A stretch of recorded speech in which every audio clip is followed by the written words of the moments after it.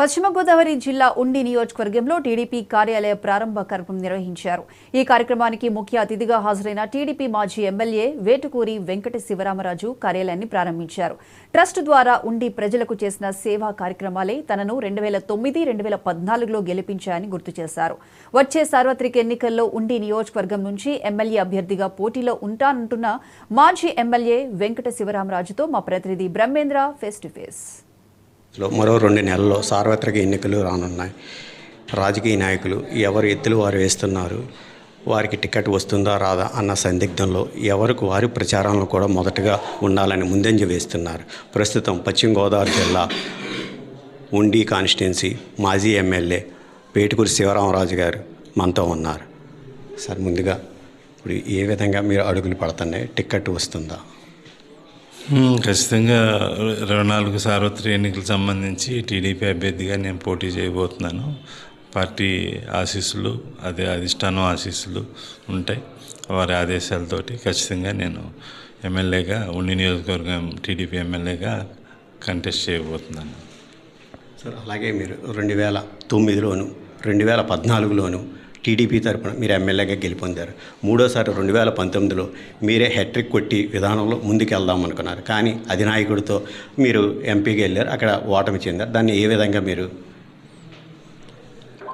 పార్టీలో తెలుగుదేశం పార్టీ కుటుంబంలో పార్టీ అధిష్టానాన్ని మనం ఖచ్చితంగా కన్సిడర్ చేయాలి.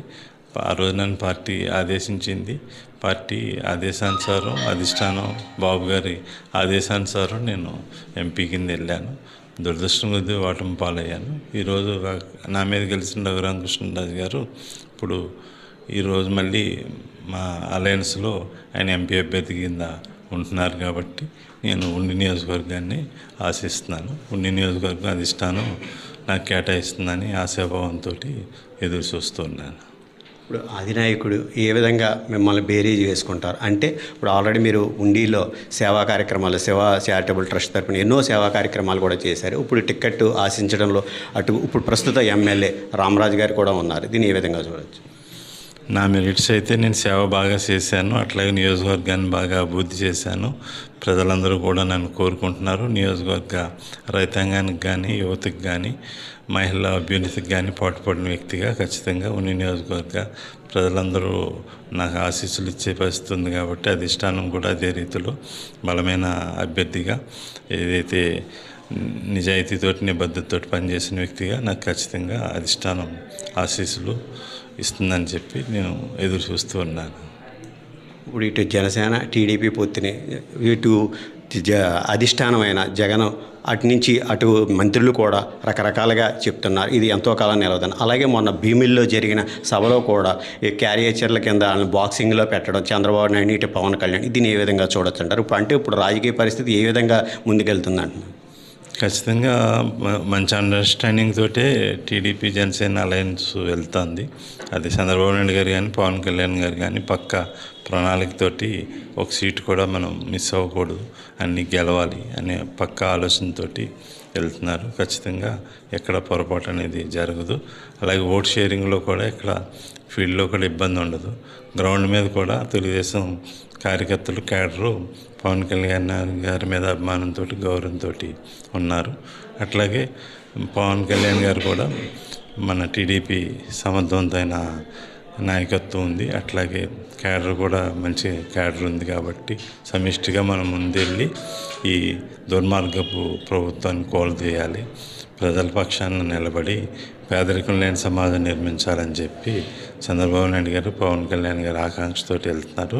అదే రీతిలో కింద గ్రౌండ్ మీద కూడా క్యాడరు పటిష్టమైన ఆలోచనతోటి ముందుకెళ్తుంది. ఓట్ షేరింగ్ పర్ఫెక్ట్గా డిస్ట్రిబ్యూట్ అవుతుంది ఇబ్బంది లేకుండా.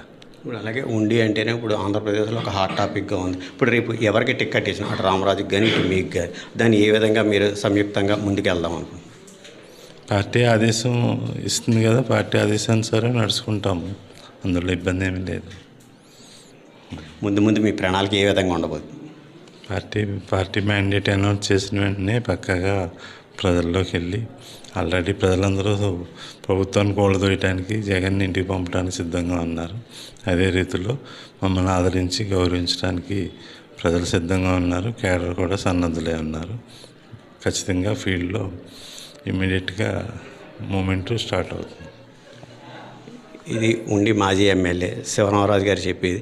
రేపు జనసేన టీడీపీ సంయుక్తంగా కూడా అదే అక్కడ గవర్నమెంట్ స్థాపిస్తుందని, అలాగే ఇక్కడ ఉండి టికెట్ ఎవరికి ఇచ్చినా సరే మేము అందరం కలిసి పనిచేస్తామని, అలాగే జనసేన టీడీపీ అభిమానులు కూడా కార్యకర్తలండి అందరూ కూడా కలిసి ముందుకు సాగుతామని, జగన్ ఇంటికి పంపుతామని తెలియజేస్తున్నారు. కెమెరామెన్ హనుమంతో బ్రహ్మేంద్ర 99 టీవీ.